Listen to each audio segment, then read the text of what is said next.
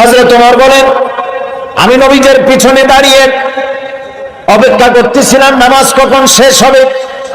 আর তিনি নামাজের ভিতরে তেলাওয়াত করতেছিলেন। তেলাওয়াত যখন শুনলাম, আমার কাছে মনে হলো এই কথাগুলি মানুষের বানানো নয়, নিশ্চয়ই কোন জিন রাসূলুল্লাহকে শিখায়া দেয়।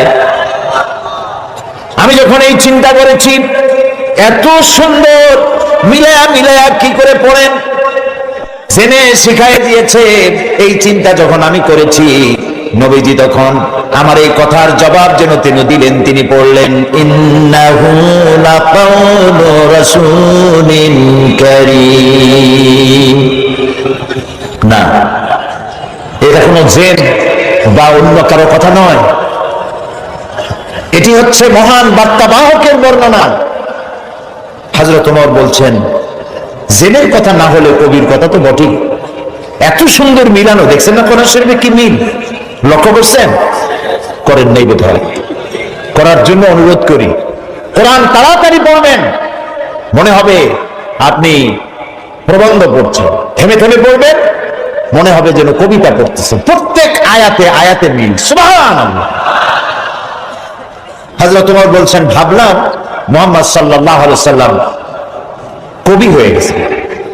হযরত ওমর বলেন, যেই না চিন্তা করলাম মনে মনে মুহাম্মদ সাল্লাল্লাহু আলাইহি ওয়াসাল্লাম কবি হয়ে গেছেন, অমনি তিনি আমার এই কথার জবাব যেন তিনি দিলেন। তিনি পড়লেন, ওয়ামা হুয়া বিকাউলি শাইরিন কালিলাম মা তুমিনুন। না না, এটা কোনো কবির কথা নয়। হযরত ওমর বলে, সর্বনাশ, তাই তো শুধু কবি না, গণকও। আমার মনের কথা বুঝলো কেমনে? তো জাদুকর হয়ে গেছে, গণক হয়ে গেছে।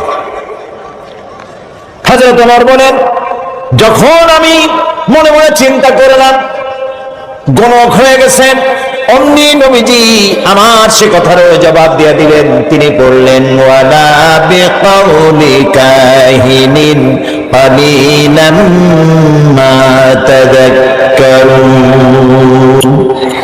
না না, এটা কোনো গণকের কথা নয়, তোমরা খুব কমই উপদেশ গ্রহণ করে থাকো।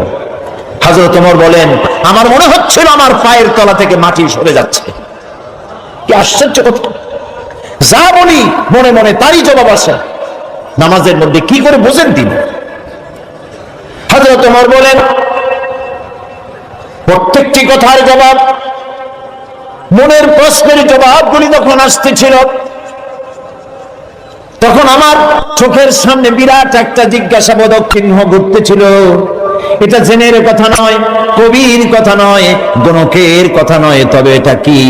যেই না চিন্তা করেছি তবে এটা কি, অমনি নবীজি তেলাওয়াত করলেন, তানজিলুম মির রাব্বিল আলামিন।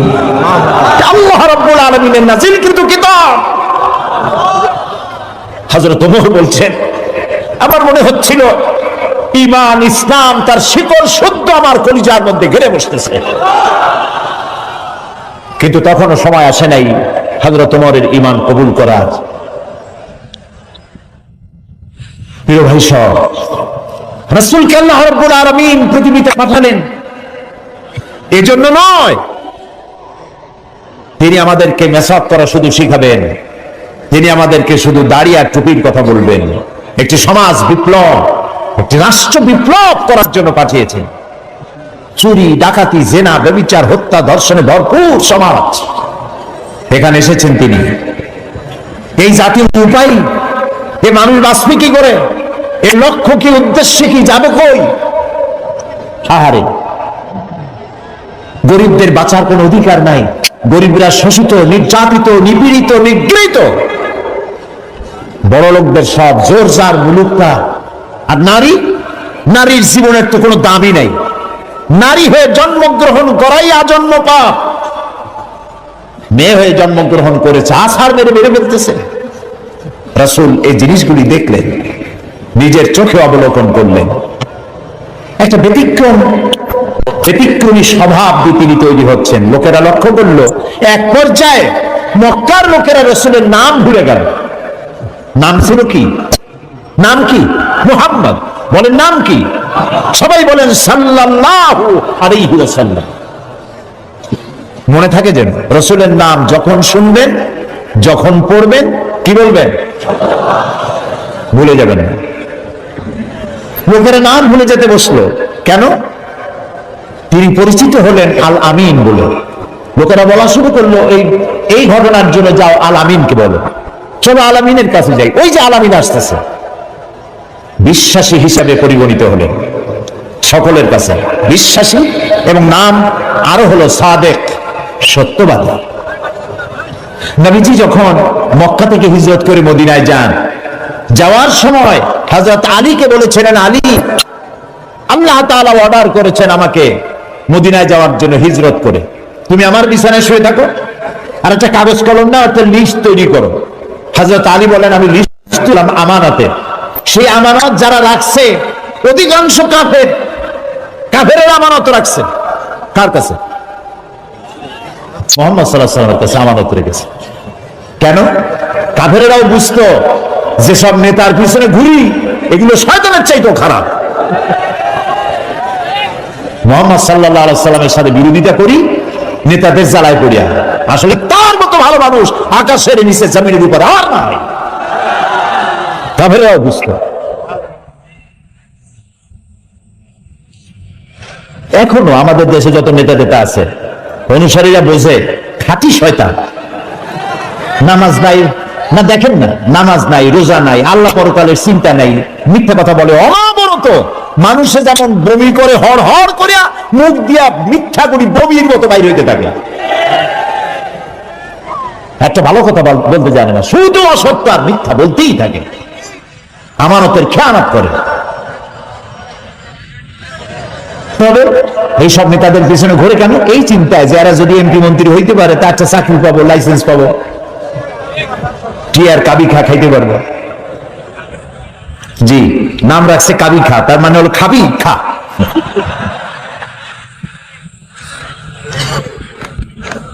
নবী করিম সাল্লাল্লাহু আলাইহি ওয়াসাল্লাম, আপনার আমার জীবন, আমাদের মা বাপের জীবন উৎসর্গ হোক রাসূলের কদম মোবারকের উপরে। সারাটা দুনিয়া ঋণী তার কাছে, তার স্বভাব চরিত্রের কাছে।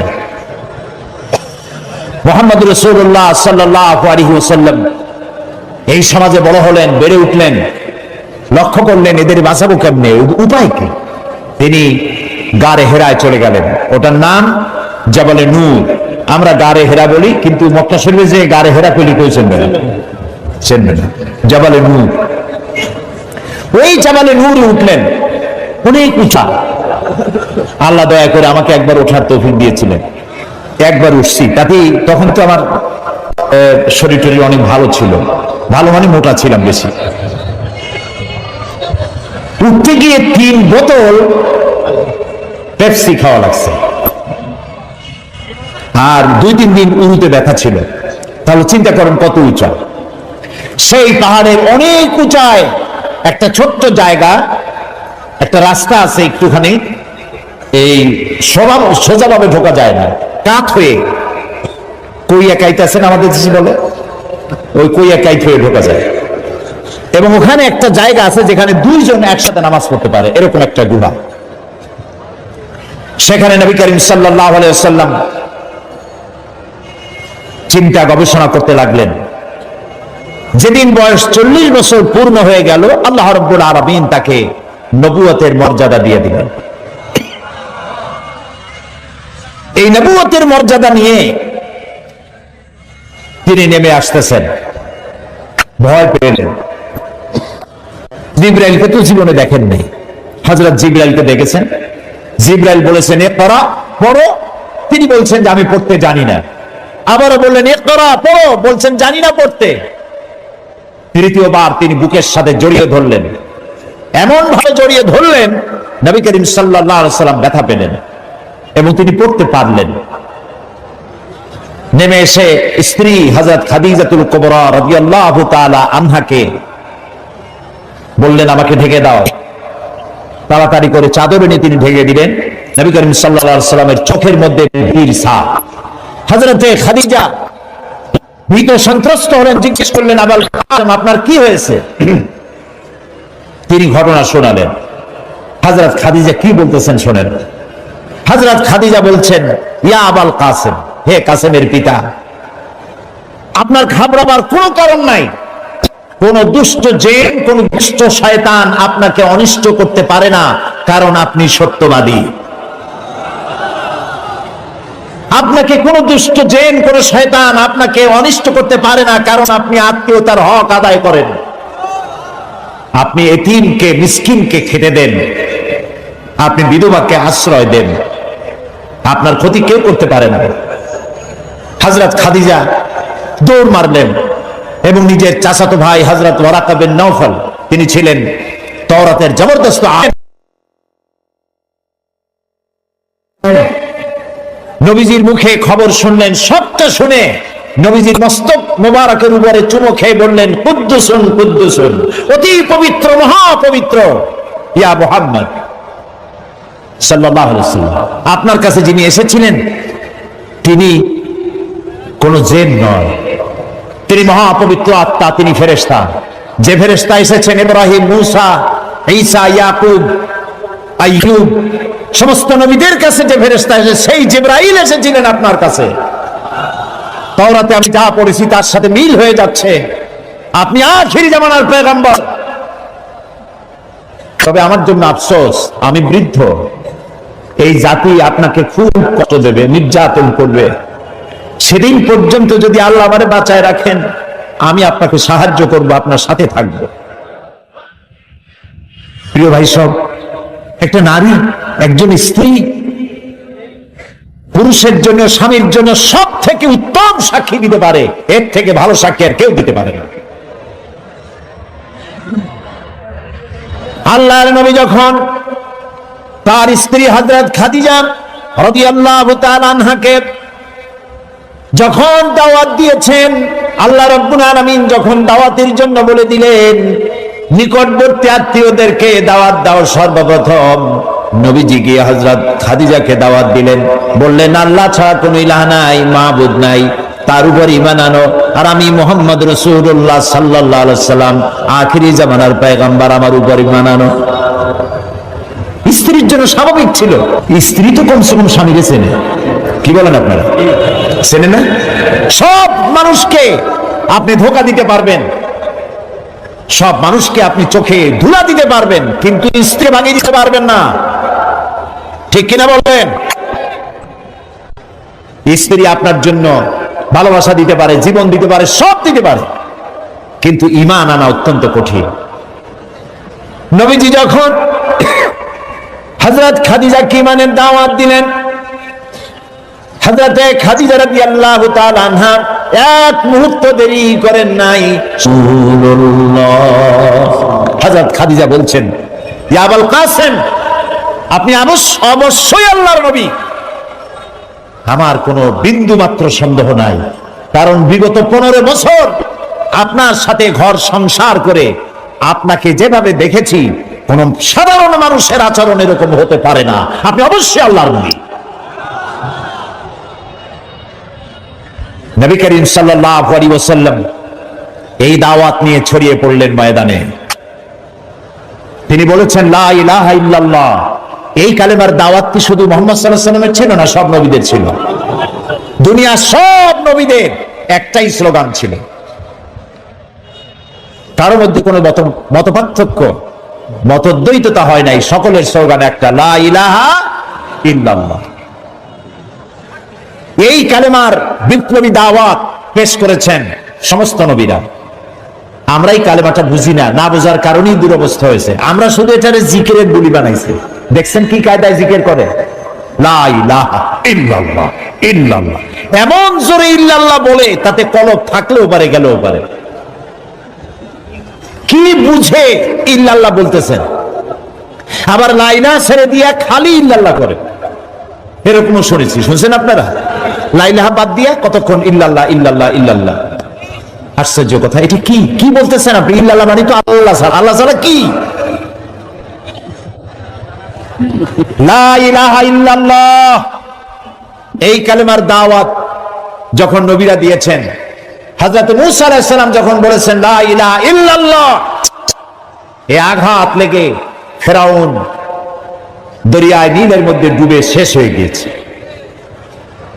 হযরত ইব্রাহিম আলাইহিস সালাম যখন বলেছেন লা ইলাহা ইল্লাল্লাহ, নমরুদের গোষ্ঠী সাফ হয়েছে, জুতা পিটা খাইয়া দুনিয়া থেকে বিদায় হয়ে গেছে। ঠিক না ভাই? মুহাম্মদ সাল্লাল্লাহু আলাইহি সাল্লাম যখন বলেছেন লা ইলাহা ইল্লাল্লাহ, তখন আবু জাহাল, আবু লাহাব, উতবা, শাইবা, মুগীরা এই সবগুলির গায়ে আগুন জ্বলে গেছে। কেন আগুন জ্বললো? তারা বুঝছে লা ইলাহা ইল্লাল্লাহর অর্থ কি। তারা বুঝেছে লা ইলাহা ইল্লাল্লাহ মানে হচ্ছে কোন ইলাহ নাই, আইনদাতা নাই, বিধানদাতা নাই, শাসনকর্তা নাই, কাউকে মানি না, কে ছাড়া? আল্লাহ ছাড়া। ফেরাউনও বুঝেছে। ফেরাউন বোঝেন, ফেরাউনকে মুসা আলাইহিস সালাম যখন বলেছেন বলো লা ইলাহা ইল্লাল্লাহ, ফেরাউন বলেছে মা আলিমতু লাকুম মিন ইলাহিন গায়রি, আমি তো জানি না যে আমি ছাড়া আরো কোন ইলাহ আছে, আমি তো ইলাহ। তুমি যদি আমারে বাদ দিয়ে আর কাউকে ইলাহ মানো, লা আজআলান্নাকা মিনাল মাসজুনিন, কারারুদ্ধ করে রাখবো, জেলখানায় ঢুকিয়ে দেব। মুসা আলাইহিস সালাম ভয় পাইছিলেন নাকি? ভয় পাননি। কাফেরেরা বুঝতে পারতো লা ইলাহা ইল্লাল্লাহর অর্থ কি। আবু জাহাল, আবু লাহাব, উতবা, শাইবারা, হযরত আবু তালেব নবী করিম সাল্লাল্লাহু আলাইহি সাল্লামের চাচা আবু তালেবের কাছে গিয়ে বলেছে, আবু তালেব রাসূলকে বলো, মুহাম্মদ সাল্লাল্লাহু আলাইহি সাল্লামকে বলেন তিনি যেন লা ইলাহা ইল্লাল্লাহর দাওয়াত না দেন, এর বিনিময়ে যত টাকা লাগে, যে সুন্দরী মেয়ে পছন্দ করবে সেই মেয়ে তার সাথে বিয়ে দিয়ে দেব, নেতৃত্ব দেব, টাকা দেব, পয়সা দেব, বাড়ি ঘর দেব, তবুও লা ইলাহা ইল্লাল্লাহ দাওয়াত যেন তিনি না দেন। নবীজির কাছে যখন প্রস্তাব গেল, আল্লাহ নবী বললেন চাচাজি আবু তালিব, প্রস্তাব যেটা এসেছে ওই প্রস্তাবকরা যা দিতে পারবে সেটা তো স্বাভাবিক কথা, যেটা দিতে পারবে না তাও যদি ওরা আমার হাতে দিতে পারে, যেমন আকাশের সূর্যটা ধরে এনে যদি ওরা আমার ডান হাতে তুলে দেয়, আকাশের পূর্ণিমার চাঁদ যদি ধরে এনে আমার বাম হাতে তুলে দেয়, এর বিনিময়ে আমি আল্লাহ নবী মুহাম্মদুর রাসূলুল্লাহ এক মুহূর্তের জন্য তাওহীদের দাওয়াত বন্ধ করে দেব না। নবীজি পৃথিবীতে আল্লাহর দ্বীনের দাওয়াত দেওয়ার জন্য, দিন প্রতিষ্ঠার জন্য এসেছিলেন, এজন্য আসেন নাই আবু জাহাল, আবু লাহাব বা শাইবারা নেতৃত্ব দিবে আর মুহাম্মদ সাল্লাল্লাহু আলাইহি ওয়াসাল্লাম তার অধীনে চাকরি করবেন, মসজিদে বসে আল্লাহ আল্লাহ করবেন। মূসা আলাইহিস সালামকে এজন্য পাঠানো হয়নি যে তিনি ফেরাউন রাজত্ব করবে আর তিনি তার অধীনে থেকে আল্লাহ বিল্লাহ করবেন, এজন্য পাঠানো হয়েছে। মূল উদ্দেশ্য কি? আল্লাহ রাব্বুল আলামিন বলেন হুয়াল্লাযী আরসালা রাসূলাহু বিল হুদা ওয়া দীনিল হক লিইয়ুযহিরাহু আলাদ-দীনি কুল্লিহি ওয়া কাফা বিল্লাহি শাহীদা। আল্লাহ তাআলা তিনি রাসূলকে প্রেরণ করেছেন দ্বীনে হক আর সত্যের বিধান সহকারে, যাতে করে পৃথিবীর সব মতবাদের উপরে ইসলামকে তিনি বিজয়ী করে দিতে পারেন। নবী করিম সাল্লাল্লাহু আলাইহি ওয়াসাল্লাম মক্কি জীবনে এই কাজটি তিনি চালু করলেন। নবী করিম সাল্লাল্লাহু আলাইহি ওয়াসাল্লামকে আল্লাহ রাব্বুল আলামিন সব রকমের সম্মান এবং মর্যাদা দিয়ে পৃথিবীতে পাঠালেন দ্বীনকে প্রতিষ্ঠা করার জন্য। 13 বছর সময় লাগলো মক্কায়। কয় বছর লাগলো? 13 বছর। এই 13 বছর দ্বীনের দাওয়াত দিতে থাকলেন মানুষের দুয়ারে দুয়ারে গিয়ে, গোপনে, রাত্রে, দিনে। আল্লাহর মেহেরবানি লোক তৈরি হয়ে গেল। আবু বকর, ওমর, ওসমান, আলী, খাব্বাব, খুবাইব রিদওয়ানুল্লাহি তাআলা আলাইহিম আজমাইন, এই সব লোক তৈরি হয়ে গেল। কেমন লোক তৈরি হলো? যে হযরত ওমর রাসূলকে হত্যা করতে আসছিলেন, সেই ওমরকে আল্লাহ এমন দরজায় পৌঁছায় দিলেন, রাসূল বললেন লা নাবিয়্যা বাদি ওয়ালা রাসূলা, আমার পরে নবীও হবে না, রাসূলও হবে না, কিন্তু আমার পরে যদি কেউ নবী হতো লাকানা ওমর, ওমররে আল্লাহ নবী বানাই দিতেন। সুবহানাল্লাহ বলুন। এইসব লোক তৈরি হয়ে গেল। 13 বছর সময় লাগলো। আল্লাহ রাব্বুল আলামিন হিজরতের অর্ডার দিয়ে দিলেন। নবীজি এবার মক্কা শরীফ থেকে রওনা করেছেন। গভীর রজনীতে হযরত আবু বকরকে সঙ্গে করে নিয়ে রওনা করলেন। জাবালে মিসফালার ভিতর দিয়ে, জাবালে কেদোয়ার উপর দিয়ে যাওয়ার সময় বারবার কাবার দিকে ফিরে তাকায় কাঁদতে লাগলেন আর বলতে লাগলেন, কাবারে বড় আশা ছিল তোর খেদমত করব, কিন্তু তোর নিষ্ঠুর সন্তানেরা তোর কাছে আমারে থাকতে দিল না রে। নবীজি হযরত আবু বকর রাদিয়াল্লাহু তাআলা নুকে সঙ্গে নিয়ে জাবালে সুরে চলে গেলেন। ফজর রক্ত হয়ে গেল। হযরত আবু বকর বলেন, আর উপায় নাই, ধরা পড়ে যাব, এই গুহার মধ্যে গিয়ে আমরা আশ্রয় নেই। গুহার ভিতরে গিয়ে আশ্রয় নিলেন। সকালবেলায় কাফির বেঈমানেরা খুঁজতে খুঁজতে ওই পর্যন্ত এসেছে। একজন বলে পায়ের চিহ্ন এখানে শেষ, ভিতরে আছে, আর একজন বলে নাই। একজন বলে আছে, আর একজন বলে নাই। হযরত আবু বকর বলেন, ইয়া রাসূলুল্লাহ, আমরা ধরা পড়ে গেছি, আর উপায় নাই। এটা এত স্বল্প গভীর গুহা, বসতে পারে মাথা দেখা যায়, শুয়ে হাঁটু উঁচু করলে হাঁটু দেখা যায়, আর বাঁচার উপায় নাই। আল্লাহ রাব্বুল আলামিনের হাবিব তখন বললেন, কোরআনে কারীমের মধ্যে সূরা তওবায় আল্লাহ শোনাই দিয়েছেন, ইয়াকুলু লিসাহিবিহি লা তাহজান ইন্নাল্লাহা মা'ানা। হে আমার বন্ধু, হে আমার সাথী, ভয় পেও না, আমরা দুইজন নয়, আমাদের সাথে আর এক সত্তা আছে, তার নাম কি? সবাই বলেন। আল্লাহ রাব্বুল আলামিন তার হাবিবকে বাঁচালেন না ধরাই দিলেন? বাঁচাইছেন কিনা? দিনের বেলায় ঘুমায় থাকতেন, রাতের বেলায় চলতেন। 13 দিন সময় লাগলো। নবীজি মক্কা থেকে মদিনায় পৌঁছে গেলেন। প্রতিমধ্যে খুব ক্ষুধার্ত হয়েছিলেন। প্রতিমধ্যে কখনো খেতে পারতেন, কখনো খেতে পারতেন না। মদিনার কাছাকাছি, বুখারীতে এই বিবরণ এসেছে, কাছাকাছি হয় যখন হলেন, তখন উম্মে মাহবাদ, মাহবাদের মা বাড়িতে ছিলেন একটা ঘরে। আবু মাহবাদ কাজের জন্য চলে গেছে। কতগুলি ছাগল ছিল তাদের।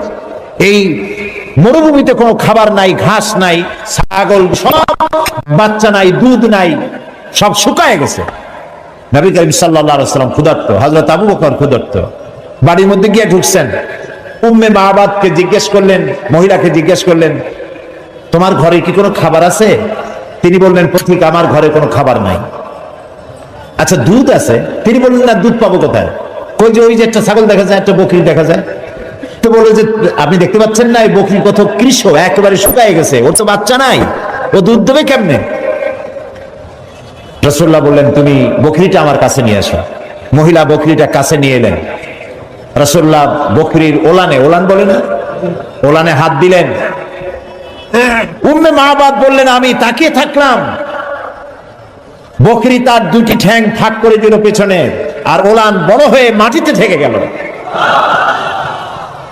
রাসূলুল্লাহ বললেন, একটা পাত্র নিয়ে আসো। একটি পাত্র আনা হলো, বড় এক পাত্র দুধে ভরে গেল। রাসূলুল্লাহ পাত্র থেকে ঢেলে দিলেন, তুমি খাও। নিজে খায়েন, হযরত আবু বকরকে খাওয়ালেন। পাত্র থাকলো, বলল, তোমার স্বামী এলে তাকে দিও। রাসূলুল্লাহ চলে গেলেন। আবু মাহবাদ বাড়ি ফিরেছেন, মুখ শুকনা। হঠাৎ করে দুধের দিকে চোখ পড়লো, বললো, তুমি দুধ পাইলা কই? আবু মাহবাদ বলছে, পুরুষ বলছে যে, আমি তো সারাদিন কষ্ট করেছি, কিছু খাই নাই, তুমি দুধ পেলে কোথায়? উম্মে মাহবাদ বললেন, আমাদের বাড়িতে দুইজন মেহমান আসছিলেন এবং যা ঘটনা ঘটলো পুরা ঘটনা তিনি শোনালেন। আবু মাহবাদ জিজ্ঞেস করেন, আচ্ছা বলো তো, লোকটি কেমন, দেখতে কেমন? উম্মে মাহবাদ বলছে, আবু মাহবাদ, আমি সেই পুরুষটির কথা কি বলবো, আমার জীবনে এত সুন্দর সুপুরুষ আমি জীবনে দেখি নাই।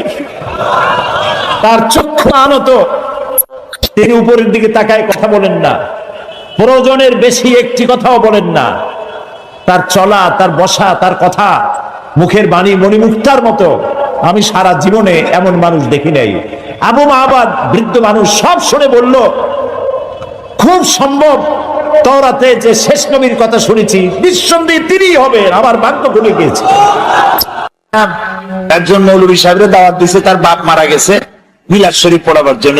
মিলাদ শরীফ পড়িয়া আমার বাপের নামে একটু সবরেসানি করে দেন। তুমি মিলাদ শরীফ পড়ে তারপরে মোনাজাত করছে, আল্লাহ তাআলা যা পড়লাম, আদম আলাইহিস সালাম, নূহ আলাইহিস সালাম, ইব্রাহিম আলাইহিস সালাম, মুসা আলাইহিস সালাম করতে করতে নবী করিম সাল্লাল্লাহু আলাইহি ওয়াসাল্লাম, তারপর সাহাবী, তারপর তাবিঈন, তারপর উলামা মুতাকাদ্দিমিন, মুতাআখিরিন, এরপর মুমিন মুমিনাত সব দিয়া, এরপর আল্লাহ এই কোরআন শরীফ যে পড়াইলো তার বাপের আমলনামায় দিয়ে দিও। এখন সব টপ দিয়া তারপর বসছে, কয় ভাই খাবার কই, খাবার টাবার দেবেন না? কয় মোটেও দেবো না। কেন? কয়ে কি খাবার দেবো? এক খতম হলো শরীফ পড়িয়া তুমি দিছো আদম আলাইহিস সালাম থেকে শুরু করে সবাই রে, তো আমার বাপে বাকি পাইছি কি? তো যে সব বাজানের তুমি দোয়া পাঠাইছো ওগুলোর বাড়ি যেয়ে খাও, আমি খাওয়াতে পারবো না। ভুল পথে আগাচ্ছি, ভুল পথে আগাচ্ছি। কোন মৌলভী সাহেব মৌলানা সাহেবের দাওয়াত না দিয়া আমার সন্তান যদি কোরআন তেলাওয়াত জানতো, আল্লাহর নবী বলেন মুমূর্ষ ব্যক্তির কাছে বসে সূরা ইয়াসিন তেলাওয়াত করো, আল্লাহ রাব্বুল আলামিন মৃত্যুর আযাব কমায়া দিবে। মরতে বসছে, তখন ছেলেবেলেরা হা হুতাশ করতে চিল্লাইতেছে, কোরআন শরীফ পড়তে জানে না, হায় রে কপাল। জানাজা পড়তে গেছে, জানাজায় নিয়ে গেছে বাপের লাশ, সাতক্ষীরায় বাড়ি বানাইছে, ঘর আছে, দোকান আছে, পাট আছে, জমিন আছে, গাড়ি আছে, সব আছে, সন্তানরা আলেম বানায় নাই। জানাজা পড়তে একজন মৌলানা সাহেবের আনা লাগছে, একজন মৌলানা সাহেব ইমাম সাহেব জানাজা পড়তে আসলেন, আর আপনার ছেলে প্যান্ট পরা শার্ট পরা, পেশাব করছে কয়বার, পানি নিয়ে নেয় একবার, প্যান্ট ট্যান্ট সর্বনাশ করা। ওই অবস্থায় দাঁড়ায় গেছে ইমামের পেছনে, আল্লাহু আকবার, পাপের কপালে যা আছে হোক। কথা কি আমি খারাপ বললাম না ঠিক বলছি? এখন যদি আপনার ছেলেটা আলেম হইতো, ওই ছেলেটা যদি বাপের লাশ সামনে নিয়ে জানাজা পড়াইতো, তাহলে তার চোখ দিয়ে পানি বেরিয়ে যাইত। আপনি যদি আমারে বলেন হুজুর আমার মা মারা গেছে, আপনি একটু আমার মায়ের জন্য কান্দে কান্দে দোয়া করেন, আমি দোয়া করতে পারবো, কিন্তু আমি কি কাঁদতে পারবো? বলেন কাঁদতে পারবো? আরে মা মরছে আপনার, আমি কাঁদবো কোন দুঃখে? এটা তো স্বাভাবিক কথা। সেই জন্য কোরআন ছেলেকে শিখান, সন্তানকে শিখান, মেয়েকে শিখান, নিজে শেখেন, বউরে শিখান, জীবন বাকি জীবনটা কোরআনের খেদমতে লাগায় দেন। বলেন আমিন। আল্লাহ যেন কবুল করেন, বলেন আমিন। এই কোরআন নাজিল হলো, রাসূলুল্লাহ মুখস্থ করতেছেন, এখন মুখস্থ করতে গিয়ে তাড়াহুড়ো করতেছেন যাতে একটা জের জবরও ভুল না হয়। আল্লাহ রাব্বুল আলামিন বলেন লা তুহাররিক বিহি লিসানাকা লিতাজালা বিহি। ও নবী, কোরআনকে মুখস্থ করার জন্য আপনার জিহ্বা এত নাড়াচাড়া করার প্রয়োজন নাই। আমার জিবরাইল যখন কোরআন শরীফ তেলাওয়াত করবে আপনার সামনে, জিবরাইলের সাথে মাত্র একবার উচ্চারণ করবেন আপনি, আপনার সিনার ভিতরে গোটা কোরআন শরীফ মুখস্থ করায় দেওয়ার মালিক আমি আল্লাহ। আপনারে মুখস্থ করাবো, আপনাকে তেলাওয়াত করাবো, সুবহানাল্লাহ। আপনারে তেলাওয়াত করবো, আপনি তেলাওয়াত করতে পারবেন, আপনি মানুষকে বুঝাইতে পারবেন। সুবহানাল্লাহ বিহামদিহি। কোরআন নাজিল হলো, কোরআন দিয়ে নবী করিম সাল্লাল্লাহু আলাইহি সাল্লাম একটা বিরাট বিশাল বিপ্লব করে ফেললেন। একটা কিতাব, একটা বিপ্লব, একটা রিভলিউশন, একটা ইনকিলাব, একটা বিশাল পরিবর্তন। যারা ছিল চোর, যারা ছিল ডাকাত, তারা হয়ে গেল মানুষের সম্পদের পাহারাদার। যাদের জ্বালায় মেয়ে লোকেরা রাস্তা দিয়ে হাঁটতে পারত না, তারা হয়ে গেল নারীর সতীত্ব আর সম্ভ্রমের সংরক্ষণকারী। বানায় বললাম না ইতিহাস, ইতিহাস। সুবহানাল্লাহ। মারপিট করে ইসলাম আসে নাই, বোমাবাজি করে ইসলাম আসে নাই। আল্লাহ তাআলা তার রাসূলকে বলেছেন ইন্নামা আনতা মুযাক্কিরুন লাস্তা আলাইহিম বিমুসাইতির। হে নবী, আপনাকে পাঠাইছি আমি উপদেশক করে, আমি আপনাকে দারোগা করে পাঠাই নাই। মানুষ পিটাইয়া হিদায়াত করার কোনো প্রয়োজন নাই, শুধু মানুষকে বুঝান, যার কিসমতে আছে হেদায়েত হবে। আল্লাহ সব থেকে গণতন্ত্রের মূল্য দিছে বেশি। সুবহানাল্লাহ। গণতন্ত্রের মূল্য মানে, তার মানে হচ্ছে মানুষকে আল্লাহ অধিকার দিয়েছেন। মানুষ তো সূর্য না, চন্দ্র না, গাধাও না, ঘোড়াও না। মানুষ কি তাও কইতে পারলেন না। মানুষ হলো মানুষ। আর সব থেকে সম্মান দেওয়া হয়েছে কারে? ওয়ালাকাদ কাররামনা বানি আদম। আল্লাহ তাআলা বলেন আদম সন্তানকে আমি সব থেকে বেশি সম্মান দিয়েছি। সব থেকে বেশি সম্মান তোমাদের। তুমি কি লক্ষ্য করছো তোমার যত আমি দেই, এই খাবারগুলো কত যত্ন করে দিছি? আপনার বাড়ি ডিসি সাহেব, এসপি সাহেব, এমপি সাহেব আপনার বাড়ি যদি মেহমান হয়, আপনি খোলা খাবার দেন? খাবারগুলো কি করে আনেন? ডেকে নিয়ে আসেন না? ডেকে নিয়ে আসেন। তো কি ডিসি আর এসপি আজ এসে কাল নাই, তাই না? এমপি কোন, মন্ত্রী কোন, আজ আছে কাল নাই, সত্যি না? এই বান্দাগুলি আছে এবং থাকবে, আসতে থাকবে। তো আল্লাহ তাআলা বলছেন আমি আদম সন্তানকে সম্মান দিছি। সম্মান শুধু এক জায়গায় না, বহু জায়গায়। যত খাবার দিলেন, খাবারগুলো সব প্যাকেট করে দিয়েছেন। কলা দিছেন, প্যাকেট করে দিছেন। আম দিছেন, কভার দিয়ে দিছেন। আনারস দিছেন, কাঁঠাল দিছেন। যত খাবার দিছে আপনি তাকায় দেখেন, সমস্ত খাবারের উপরে কভার দিয়ে পেঁচায়া খাবারগুলি দিছে। বান্দা এগুলি খা আর জন্মের মতো নাফরমানি কর, নাকি? আমরা তো তাই করতেছি। আরে কপাল, যিনি করলেন মেহেরবানি আর আমরা করলাম নাফরমানি। তো আল্লাহ তাআলা আদম সন্তানকে সম্মান দিয়ে আল্লাহ তাআলা বলছেন ওয়াকুলিল হাক্কু মির রাব্বিকুম, তোমার হে নবী আপনি বলুন যে প্রভুর পক্ষ থেকে, তোমার রবের পক্ষ থেকে এ কথাকে স্পষ্ট করে বলা হলো ফামান শাআ ফালিউমিন ওয়া মান শাআ ফালিয়াকফুর। রবের পক্ষ থেকে চূড়ান্ত ঘোষণা এসে যাওয়ার পর তুমি ইচ্ছে করলে আল্লাহর উপরে ঈমান আনতেও পারো, ইচ্ছে করলে বাগাওয়াত, বিদ্রোহ, অস্বীকারও করতে পারো। এই ইখতিয়ার তোমার আছে। তোমাকে সূর্যের মতো বাধ্য করিনি প্রতিদিন পূর্ব দিগন্ত থেকে উদিত হয়ে পশ্চিম দিগন্ত অস্তমিত হবে, তুমি বাধ্য নও। জোয়ারের পানি একদিকে যাবে, ভাটির সময় আর একদিকে যাবে, তুমি বাধ্য নও। তুমি মানুষ, তোমাকে সব থেকে বেশি মর্যাদা দিয়েছি, অধিকার দিছি। তুমি আমার সবকিছু দেখো, দেখার পরে যদি পছন্দ হয়, ভালো লাগে, আমার উপর ঈমান আনো, আর পছন্দ না হইলে ঈমান আনো না।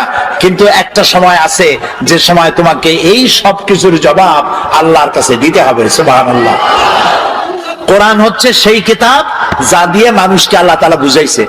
এখন আমাদের ইয়াং জেনারেশন, নতুন প্রজন্ম যারা ডিজিটাল বোঝে খুব ভালো, নতুন প্রজন্ম কম্পিউটার বোঝে, ডিজিটাল বোঝে, অ্যানালগ বোঝে, সব বোঝে। ওই যুবকেরা লেখাপড়ার সঠিক পদ্ধতিতে না হওয়ার কারণে, আমি যুবকদের দোষ দিচ্ছি না, দোষ হচ্ছে সিস্টেম অফ এডুকেশন, শিক্ষা পদ্ধতির দোষের কারণে নতুন জেনারেশন তারা বুঝতেছে কোরআন হচ্ছে 1400 বছর আগের পুরানা, আর বিজ্ঞান হচ্ছে নতুন। বিজ্ঞান হচ্ছে কোরআনের চাইতে শ্রেষ্ঠ। বিজ্ঞান সবকিছু দিয়েছে, কোরআন তো কিছুই দেয় নাই। এই চিন্তা করতেছে যুবকেরা, ওরা বোঝে না সেই জন্য। কিন্তু আজ থেকে 1400 বছর আগে এই কোরআন নাজিল হয়েছে। বর্তমান বিজ্ঞান পরিশ্রম করে, মেধা খরচ করে, তারপরে অর্থ খরচ করে যেসব বিষয় এখন আবিষ্কার করছে, এ সব কিছু আল্লাহ রাব্বুল আলামিন 1400 বছর আগে এ কোরআনে বলে রেখেছে।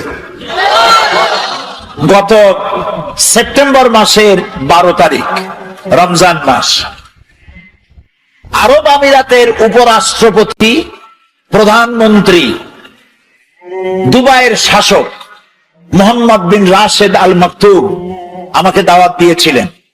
পৃথিবীর 72টি দেশ ইন্টারন্যাশনাল কোরআন অ্যাওয়ার্ড, এই অনুষ্ঠানে 72টি দেশের স্কলারদেরকে তিনি দাওয়াত দিয়েছেন।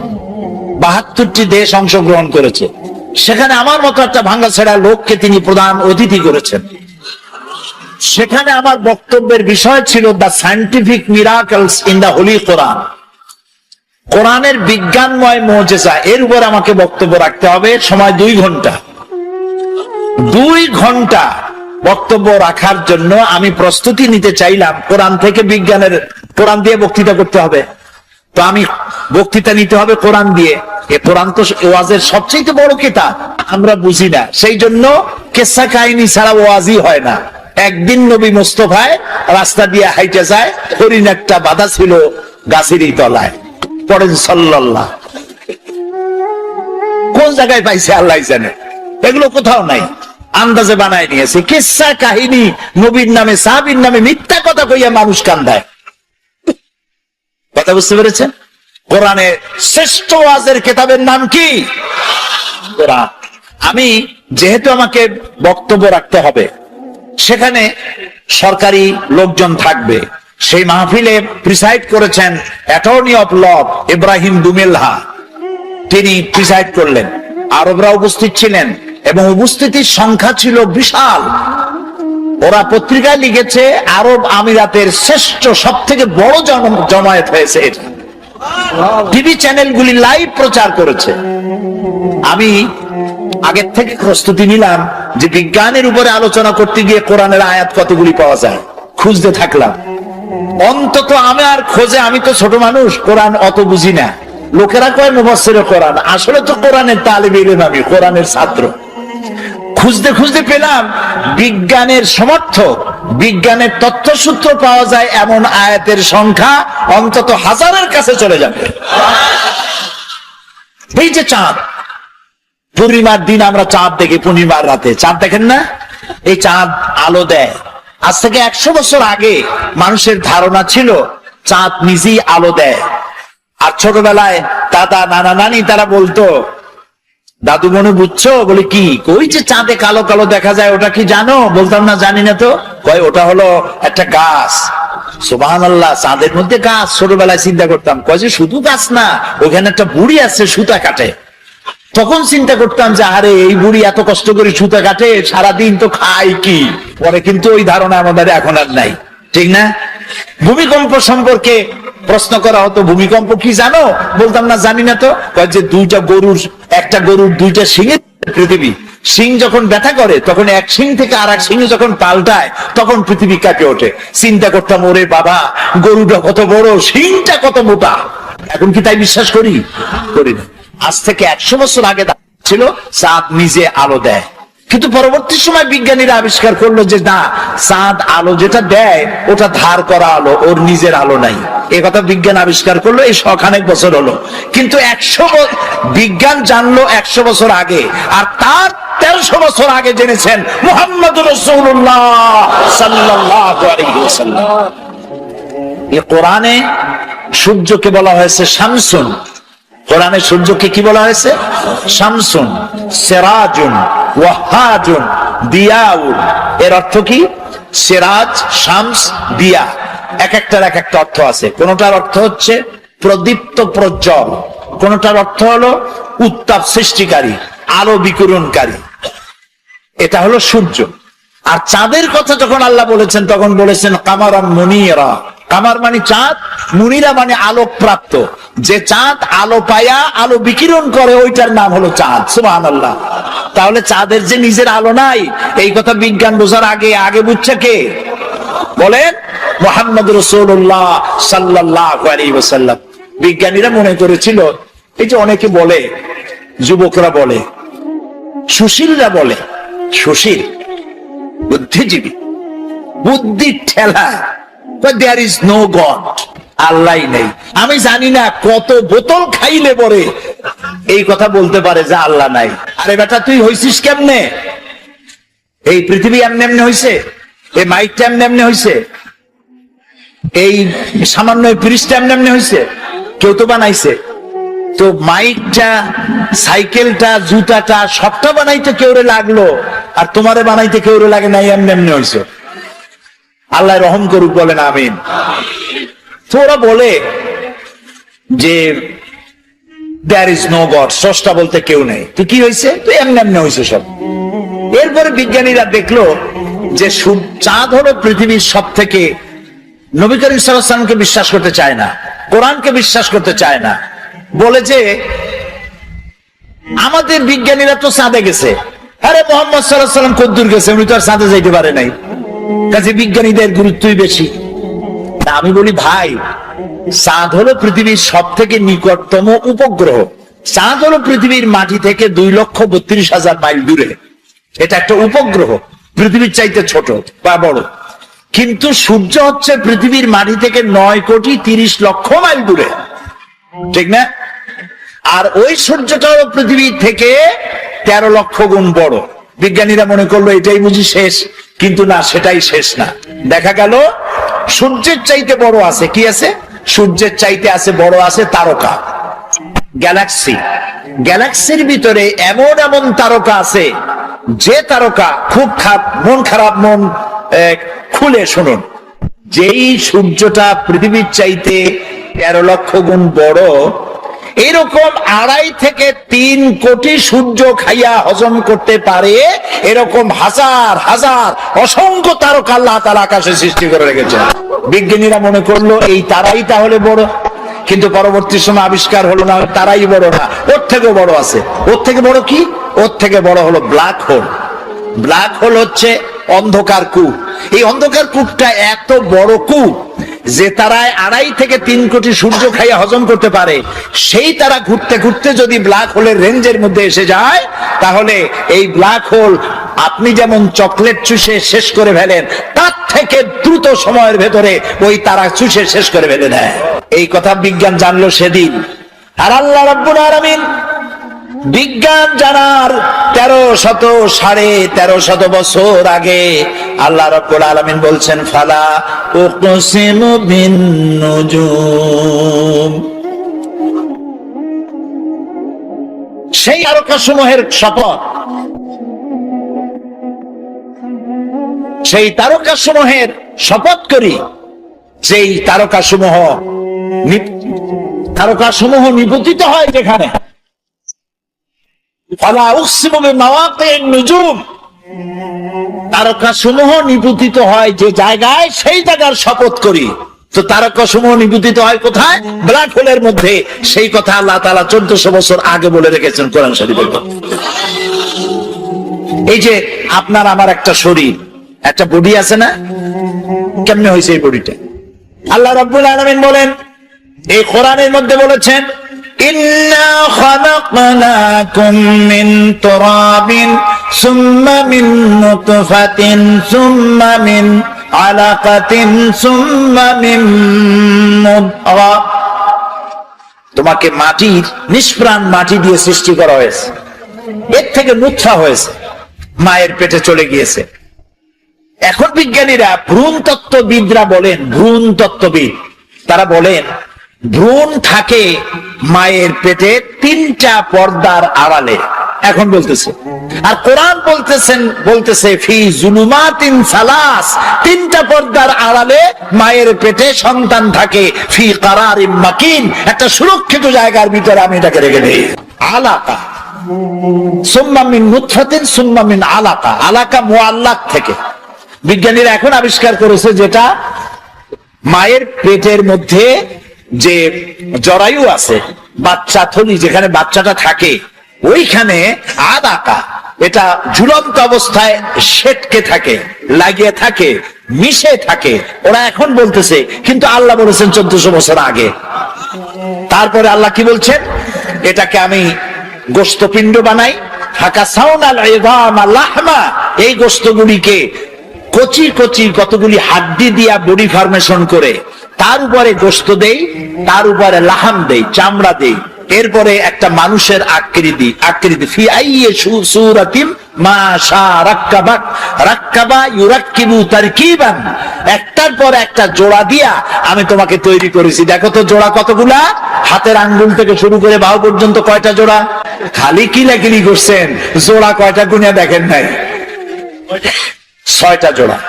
আঙ্গুলের মাথা থেকে শুরু করে বাহু পর্যন্ত 6টা জোড়া। এই 6টা জোড়া যদি না থাকতো তাহলে কি হতো? ধরেন একটা জোড়া বাদ দিলাম, কোনই তো জোড়া নাই, কারো কবজা নাই।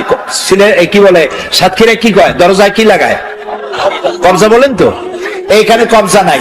এখানে যদি কবজাটা না হতো, এটা কি হইতো? এটা হাত হইতো না, হইতো লাঠি। ভাত খাইতেন কেমনে? এটা তো ক্লোজ হবে না, ভাত খাবেন কেমনে? খাবারের জন্য 2 হাতের মাথায় 2 জনে বসতে হবে। এ ওরে মুখে দেবে, সে তার মুখে দেবে। তাও আবার আঙ্গুলগুলো ভাঁজ হবে না, জোড়া নাই, কাঁটা চামচের মধ্যে মতো মুখে ভাত ঢুকে দিয়ে নাকের সিধার মধ্যে গিয়ে ঢুকতে। হাসতেছেন, কোরআন বোঝেন নাই, কপাল করেছে। আল্লাহ বলতেছেন এমনি এমনি সেজদা দিবি বেটা, সেজদা দিবি যখন বুঝতে পারবি আমি তোরে বানাইছি কেমনে। সুবহানাল্লাহ, বলেন সুবহানাল্লাহ। আহারে কি সুন্দর বানাই দিলাম, পাও বানাই দিলাম বাস করে যেন বসতে পারো। ঠ্যাঙের উপরে ঠ্যাং ফেলে ঠ্যাং ঝুলাও, কিন্তু বানাইছি কি কায়দা করে সেটা দেখো নাই। ঠ্যাঙের উপরে ঠ্যাং ধুয়ে আবার পাও নাড়ায়, আবার হাত দিয়ে ঘষে। কপাল পোড়া কোথায় দিলেন দিলেন।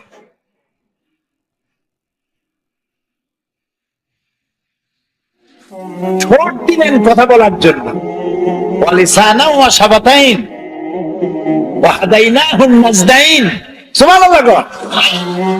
আচ্ছা, এই যে দুইটা ঠোঁট, কি কোন সুবহানাল্লাহ। আচ্ছা, এই দুইটা ঠোঁট যদি না থাকতো, ঠোঁট দুটো কত সুন্দর, হাসি দিলে এই ঠোঁটেই সৌন্দর্য বাড়ায় দেয়। দাঁত ঠোঁট দুটো মিলে হাসির সৌন্দর্য বাড়ায়। বুড়া মানুষের দাঁত নাই, সে যদি হাসে তার হাসি একরকম। জি। আবার দাঁত ভাঙ্গাদের দাঁত নাই, ফাঁক ফাঁক, ওর হাসি একরকম। পুরা দাঁতগুলি আছে, ঠোঁটও আছে, এর হাসি আবার আর এক রকম। এখন ঠোঁটবিহীন মুখের চিন্তা করেন, ঠোঁট নাই, মনে হবে যেন বেশকি দিয়ে রয়েছে সারাক্ষণ। কি সুন্দর দুইটা ঠোঁট দিয়া দিলেন। আপনি ঠোঁট নাড়বেন, জিহ্বা নাড়বেন, আপনার মনের কথাগুলি ভাষা হইয়া বেরিয়ে গিয়ে অন্যকে বুঝাতে সহযোগিতা করবে। সুবহানাল্লাহ। আল্লাহু আকবার। আরো জোরে কও আল্লাহু আকবার। কোরআন এর ব্যাখ্যার কোনো শেষ নাই। আল্লাহ তাআলা বলছেন, قُلْ لَوْ كَانَ الْبَحْرُ مِدَادًا لِكَلِمَاتِ رَبِّي لَنَفِدَ الْبَحْرُ قَبْلَ أَن تَنفَدَ كَلِمَاتُ رَبِّي وَلَوْ جِئْنَا بِمِثْلِهِ مَدَدًا।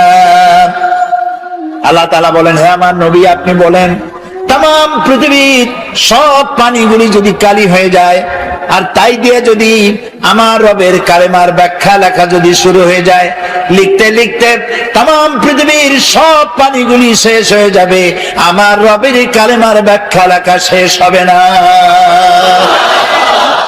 এটা সেই কোরআন। সুবহানাল্লাহ বলবেন না? আহারে মুসলমান, এই কোরআন বুঝি না, কোরআন বুঝি না। ছেলেমেয়েদেরকে কোরআন শিখাই না, বাচ্চারা কোরআন জানে না। মরার সময় এই একটু আগে বলে আসছি, মাদ্রাসা শিক্ষক পরিষদের মিটিং এর মধ্যে, না কোথায় বললাম, হ্যাঁ বলে আসলাম, যখন মারা যায়, মরার সময় না শিবিরের কোথায় কোন প্রোগ্রামে যেন বললাম, মানুষ যখন মারা যায় তখন তার পাশে সেইখানে নিয়া এই কয়েকজন আলেম মাদ্রাসার ছাত্র নিয়া কোরআন শরীফ পড়ায়, সাতক্ষীরা পড়ায়। এবার যদি শুধু সাতক্ষীরা না, সারা বাংলাদেশে, আমি সাতক্ষীরারে ভালোবাসি, সেই জন্য বারবার সাতক্ষীরা করি, তো সারা বাংলাদেশের সব জায়গায় মানুষ মরলে মাদ্রাসা থেকে কিছু আলেম ওলামা ছাত্র আইনিয়া কোরআন শরীফ পড়ে, যে কোরআন শরীফ পড়ে। এখন আপনাদের কমন সেন্সের কমন বাদ দিয়া শুধু সেন্স যদি থাকে, সেটা দিয়ে চিন্তা করে কন, এই মরা মানুষটা একই কোরআন শরীফ শুনবে? শুনতে পারবে না। তো এর কোরআন শুনে লাভটা কি? এখন এর যখন বাঁচা ছিল তখন তো শোনার নাই, এখন মরিয়া গেছে, এই মরা মানুষটারে কোরআন শুনে লাভ কি? আর শুনাইতেছেন কিছু আলেম নিয়ে আসছেন, কিছু মৌলবী, কিছু হাফেজ নিয়ে আসছেন। এখন 20 জন 25 জন হাফেজ নিয়ে আসছেন। ওরা চিন্তা করতেছে যে 25 জন আসছি, যদি 1000 টাকা দেয় তাহলে 50 টাকা করে ভাগে পাবো, কি 25 টাকা করে ভাগে পাবো। ও তেলাওয়াত করতেছে, আর ফাঁকে ফাঁকে যদি এগুলো চিন্তা করে, কোন হাফেজ আলেম রাগ করবেন না, আমি সত্যি কথা বলতেছি। এই চিন্তা যদি করে না, আমি ধরে নিলাম করে না, কিন্তু যদি করে পড়ার সময় যে পয়সা এত কয়টা দেবে, ভাগে পাবো এত, তাহলে বিশ্বাস করুন 1 পয়সারও সওয়াব হবে না। সারা দিন তেলাওয়াত করবেন, কোনো সওয়াব হবে না। তাহলে সবই হইল না, আর মরা মানুষের কাছে বসে পড়াইলেন, লাভটা হইলো কি? খামোকা কতগুলি পয়সা গেল। আল্লাহ পাকের মহব্বতে উদ্বুদ্ধ হয়ে যারা এতিম এবং মিসকিনকে যারা দান করে, আত্মীয় স্বজন, গরিব আত্মীয় স্বজন, অসহায় প্রতিবেশী, পথচারী, এদের জন্য যারা সাহায্য করে। কারণ হচ্ছে ইসলাম তো শুধু নামাজ রোজার কথাই বলেনি, ইসলাম মানুষের জীবনের সকল দুঃখ দুর্দশার দিকে লক্ষ্য রেখেছে। যারা বোঝে না তারা ইসলামকে শুধুমাত্র একটি ধর্ম মনে করে, আর ইসলামের যে অর্থনীতি আছে, সমাজনীতি আছে, এটা তারা বুঝতে পারে না। মাছের যেমন পচন ক্রিয়া শুরু হয় তার মাথা থেকে, সমাজের পতন শুরু হয় তেমন রাজনৈতিক নেতৃবৃন্দ, সমাজ নেতৃবৃন্দ এবং এক শ্রেণীর বুদ্ধিজীবীদের মাথা থেকে, তাদের থেকেই সমাজে পচন ক্রিয়া শুরু হয়ে যায়। এই শ্রেণীর লোকদের দাবি হলো ধর্ম আর অর্থনীতি সম্পূর্ণ দুই প্রান্তিক দিকে বাস করে। ধর্ম এক জিনিস আর অর্থনীতি হচ্ছে আর এক জিনিস, রাজনীতি হচ্ছে ভিন্ন জিনিস। তারা জানে না ইসলাম হচ্ছে পূর্ণাঙ্গ জীবন বিধান। আল্লাহ পাক বলছেন এই কোরআনকে যারা অনুসরণ করবে তাদের তো খাওয়া পড়ার অভাব হওয়ার কথা না। কোরআনে কারিমে আল্লাহ রাব্বুল আলামিন বলেন فمن تبع هداي فلا خوف عليهم ولا هم يحزنون। আল্লাহ পাক বলেন এই কোরআনের অনুসরণ যারা করবে, এই কোরআনের আইন যারা মেনে চলবে, কোরআনকে মেনে যারা চলবে, এর শাসন যারা মেনে চলবে, ফালা খাউফুন আলাইহিম, ওদের জন্য কোনো ভয় নাই, ওয়ালা হুম ইয়াহজানুন, ওদের জন্য কোনো চিন্তাও নাই। কিসের ভয় নাই?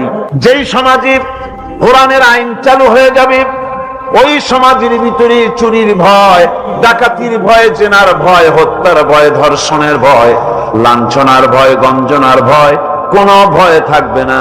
ওয়ালা হুম ইয়াহজানুন, ওই সমাজের মানুষের মনে কোনো চিন্তাও থাকবে না। কিসের চিন্তা থাকবে না? যেই সমাজে কোরআন চালু হয়ে যাবে, কোরআনের আইন দিয়ে সমাজ পরিচালিত হবে, ওই সমাজের মানুষের খাওয়া পড়া, শিক্ষা, চিকিৎসা, বাসস্থানের কোনো চিন্তা থাকবে না। ইসলামী সমাজ তার গ্যারান্টি দেবে। জোরে বলেন সুবহানাল্লাহ। এটা আল্লাহ পাকের ওয়াদা। কার ওয়াদা? জোরে কোন তো আল্লাহ পাক। ফামান তাবিয়া হুদায়া ফালা খাউফুন আলাইহিম ওয়ালা হুম ইয়াহজানুন, আল্লাহ পাকের ওয়াদা। কিন্তু দুর্ভাগ্য আমাদের, আল্লাহর ওয়াদা বিশ্বাস হয় না। ওই যে প্রথম দিন বলেছিলাম যে ওয়াদার মৌসুম এসে গেছে, ওয়াদার এক বিরাট মৌসুম এসে গেছে। এখন থেকে যত জনসভা হবে শুনতে পারবেন শুধু ওয়াদা আর ওয়াদা। এই সব ওয়াদাগুলি মানুষেরা বিশ্বাস করে, কিন্তু আল্লাহ পাকের ওয়াদা মুসলমান হওয়া সত্ত্বেও মগজে ঢোকে না, মনের মধ্যে বিশ্বাস স্থাপন করতে পারে না। আল্লাহ পাক বলছেন কোরআনকে মানো, কোরআনকে মেনে চলো, তাহলে সমাজ সুন্দর হবে, ভয় থাকবে না, চিন্তা থাকবে না। এই পৃথিবীতে প্রথম দিন থেকেই পৃথিবীতে দুইটা শ্রেণী চলে এসেছে। এই পৃথিবীতে একটা হচ্ছে ধনী, আর একটা হচ্ছে দরিদ্র। ধনী আর গরিব আবহমান কাল থেকে এই দুই শ্রেণী চলে আসছে। আদিকাল থেকেই মানুষ এই দুই শ্রেণীর ভিতরে সমতা সৃষ্টির জন্য প্রচেষ্টা চালিয়েছে। দার্শনিকরা চালিয়েছে, বিজ্ঞানীরা চালিয়েছে, এবং এক একজন এক এক ধরনের মতবাদ দিয়ে এই দুই প্রান্তিক অবস্থা থেকে একই সমান্তরালে আনার জন্য চেষ্টা আর কম করেনি। পুঁজিবাদের হাত থেকে রক্ষা পাওয়ার জন্য সমাজতন্ত্র তৈরি হলো, কমিউনিজম তৈরি হলো। অবস্থা তারা দেখতে পেল সর্বনাশ। আগে তো ছিলাম চোরের বাড়ির সামনে, সব চুরি হয়ে যেত, এখন তো ডাকাতের ঘাটে সেই নৌকা লাগালাম, এখন তো জানো যাবে। সেজন্য সমাজতন্ত্র পৃথিবীকে কিচ্ছু দিতে না পেরে নিজের দেশেই আত্মহত্যা করলো। এরপরে আবার বাঁচার জন্য মুক্ত বাজার অর্থনীতির নামে সমাজতন্ত্রীরা আবার সেই পুঁজিবাদের দিকে অগ্রসর হওয়ার চেষ্টা চালাচ্ছে। পৃথিবী সাক্ষী, দুনিয়া সাক্ষী, মানুষের তৈরি করা মতবাদ দিয়া পৃথিবীতে কোথাও স্থায়ী কোনো শান্তি আসে নাই। এ কথাটা কি মিথ্যা না সত্য? এ কথা মিথ্যা না সত্য? সুতরাং এই পৃথিবীর বুকে না সমাজবাদ দিয়ে শান্তি হবে, না পুঁজিবাদ দিয়ে শান্তি হবে। পৃথিবীর বুকে শান্তি হতে পারে কেবলমাত্র নবীদের পরিকল্পনার মাধ্যমে। কারণ দার্শনিক বিজ্ঞানীরা যা বলেছেন, পরিকল্পনা দিয়েছেন, সব তাদের মন মস্তিষ্ক প্রসূত। আর আম্বিয়া আলাইহিমুস সালাম যে পরিকল্পনা দিয়েছেন, সব আল্লাহ রাব্বুল আলামিনের দেওয়া। নবীদের পরিকল্পনা কার? জোরে চিল্লায় কোন কার? আল্লাহ রাব্বুল আলামিন তাদেরকে পরিকল্পনা দিয়েছেন। সেই পরিকল্পনার ভিত্তিতে তারা আদর্শ সেট করেছেন। মানুষের মধ্য থেকে দুঃখ, দুর্দশা, দারিদ্র, ক্ষুধা সব দূরীভূত হয়েছে, মানুষ সুখ পেয়েছে, সমৃদ্ধ পেয়েছে। আমার বন্ধুগণ, ইসলামী বিপ্লবীর দাওয়াতের পর্যায়ে মক্কি জিন্দেগিতে যখন সূরাগুলি রাসূলের আসতেছিল, সেই সময় আল্লাহ রাব্বুল আলামিন বলেছেন ওয়াহাদাইনাহুন নাজদাইন, আমি কি উভয় স্পষ্ট পথ তাদেরকে দেখায় দেই নাই? উভয় স্পষ্ট পথ তাদেরকে দেখানো হয়েছে। ফালাক্তাহামাল আকাবাতা ওয়া মা আদরাকা মাল আকাবা ফাক্কু রাকাবা। তুমি কি জানো, তারা আসল কথা হলো তারা সেই দুর্গম বন্ধুর ঘাঁটিটি অতিক্রম করতে চায় না। তুমি কি জানো সেই বন্ধুর দুর্গম ঘাঁটিটি কি? তা হচ্ছে শৃঙ্খল বন্দি দশা থেকে মানুষদেরকে মুক্ত করে দেওয়া, আর আও ইতআমুন ফি ইয়াউমিন বি মাসগাবা ইয়াতীমান যা মাকরাবা আও মিসকিনান যা মাতরাবা। উপবাসের দিনে নিকটবর্তী এতিম দুঃখীকে খেতে দেওয়া, আর ধুলামলিন মিসকিন যারা আছে তাদেরকে খেতে দেওয়া, যাদের পেটে খাবার নাই ক্ষুধার দিনে খুঁজে খুঁজে তাদেরকে খাবার দেওয়া। এই সমস্ত কাজ যারা করবে আল্লাহ রাব্বুল আলামিন তাদের সম্পর্কে বলেছেন উলাইকা আসহাবুল মাইমানা। কিয়ামতের দিন এদের ডান হাতে আল্লাহ রাব্বুল আলামিন আমলনামা দান করবেন। জোরে কোন সুবহানাল্লাহ। আমলনামা বেঈমান যারা তাদের হাতে আসবে, তাদের কোন হাতে আসবে? বাম হাতে। আর আমলনামা ডান হাতে আসবে কাদের? এই সমস্ত লোকদের যারা এতিমকে মিসকিনকে যারা খেতে দিয়েছে, আর খেতে দিয়ে এতিম মিসকিনদেরকে খেতে দিয়ে তারপরে এর দ্বারা তাদেরকে কোনো খোঁটা দেয় নাই। তাদেরকে কেন খাওয়ায়? কোরআনে কারীম বলছে ওয়ায়ুতঈমুনা আত-তাআমা আলা হুব্বিহি মিসকিনান ওয়া ইয়াতীমান ওয়া আসীরা। আল্লাহর সৎ লোকেরা আল্লাহর ভালোবাসায় উদ্বুদ্ধ হয়ে খাবার খাওয়ায় মিসকিনদেরকে, এতিমদেরকে। আর তারা বলে ইন্নামা নুতঈমুকুম লিওয়াজহিল্লাহি লা নুরিদু মিনকুম জাযাআন ওয়ালা শুকুরা। আমরা যে তোমাদের খাইতে দিলাম, এ খাওয়াচ্ছে শুধুমাত্র আল্লাহকে খুশি করার জন্য। কারে খুশি করার জন্য? আল্লাহরে খুশি করার জন্য। এই খাবারের ব্যাপারে তোমাদের কাছ থেকে কোনো কৃতজ্ঞতা চাই না, যেটা করি সেটা আল্লাহর জন্যই করি, আল্লাহকে খুশি করার জন্য। সুতরাং না কৃতজ্ঞতা চাই, না এর দ্বারা কোনো বিনিময় চাই। আল্লাহ রাব্বুল আলামিন এতিমের মাল সম্পদ আত্মসাৎ করার ব্যাপারে কঠোরভাবে নিষেধ ঘোষণা করেছেন। এতিমের মাল সম্পদ যেন আত্মসাৎ করো না। কোরআনে কারিমে স্পষ্ট ভাষায় বলা হয়েছে ওয়াতুল ইয়াতামা আমওয়ালাহুম ওয়া লা তাবাদদালুল খাবিসা বিত-তাইয়্যিব। এতিমের মাল ধন সম্পত্তি যথাযথভাবে তাদের হাতে ফিরিয়ে দাও। ওয়া লা তাবাদদালুল খাবিসা বিত-তাইয়্যিব। আর তাদের ভালো মালগুলি তোমার খারাপ মাল দিয়া বদলাইয়া দিও না। ওয়ালা তাকুলু আমওয়ালাহুম ইলা আমওয়ালিকুম ইন্নাহু কানা হুবান কাবীরা। আর তাদের সম্পদ তোমাদের সম্পদের সাথে যেন মিশাইয়া হজম করে ফেলে দিও না। এটা অত্যন্ত মস্ত বড় গুনাহ। এ কাজ তোমরা করবে না। এতিমের ধন সম্পত্তি সাধারণত মামা এবং চাচাদের হাতে থাকে, ঠিক কিনা? এতিমের সম্পদ থাকে তাদের কাছে, মামা আর চাচাদের কাছেই বেশিরভাগ থাকে। এতিম তো ছোট্ট মানুষ, বড় হতে সময় লাগে। এই ফাঁকে তার ভালো মালগুলি নিয়ে তার বদলে নিজের পচা মাল রেখে দেয়, অথবা তার ভালো সম্পত্তিটা নিজের সম্পত্তির সাথে মিলাইয়া একাকার করে ফেলে দেয়। আল্লাহ রাব্বুল আলামিন কঠোর ভাবে নিষেধ করেছেন, খবরদার এই কাজটি করবে না।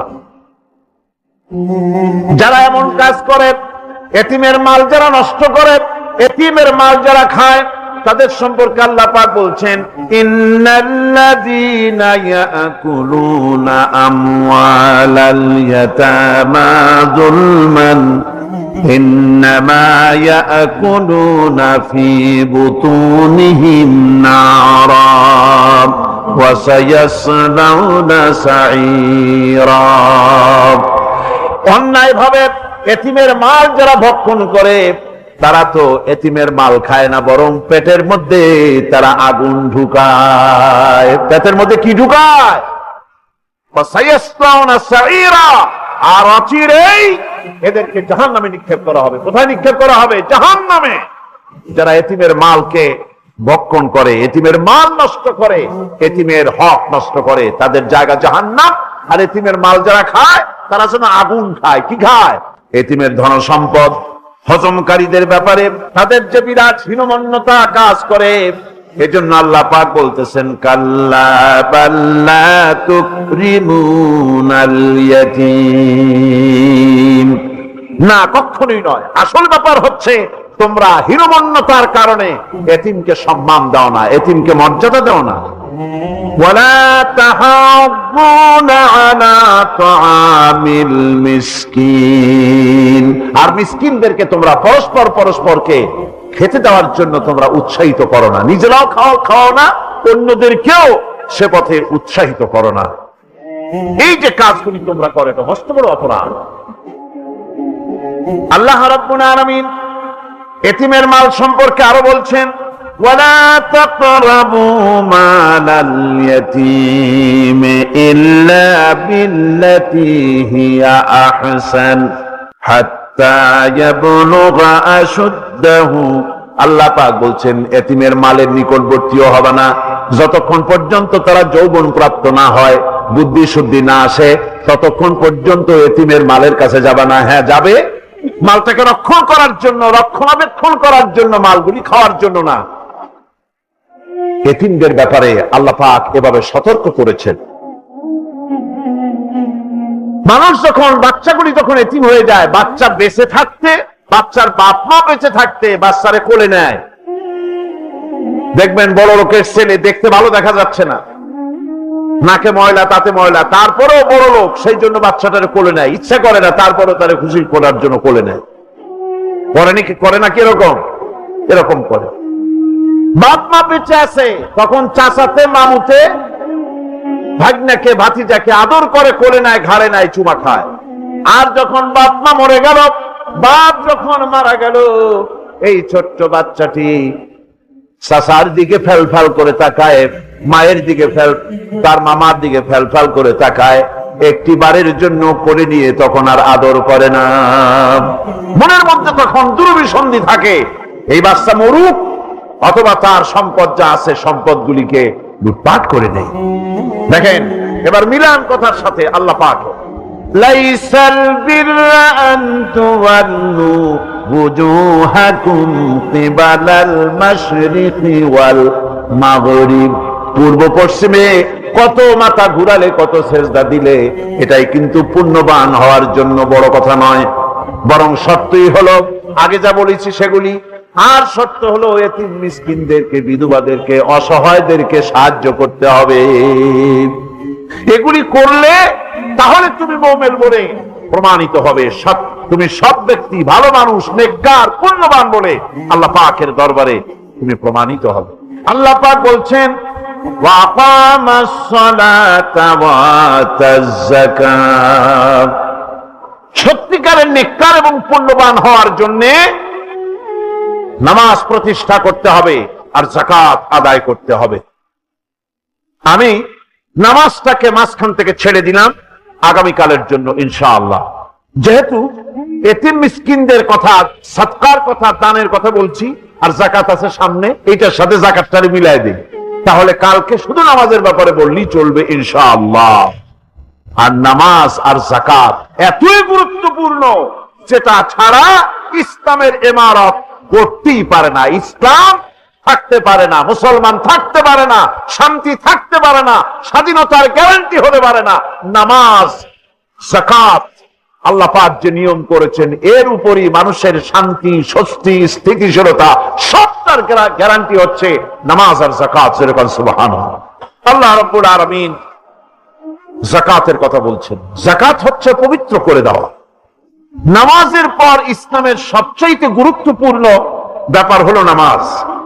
নামাজের পরই গুরুত্বপূর্ণ ব্যাপার হচ্ছে যাকাত। আর ইবাদতের বেলায় সাধারণত নামাজের পরে আমরা রোজা বলি, নামাজ রোজা, কিন্তু আসল কথা হচ্ছে নামাজের পরই যাকাত।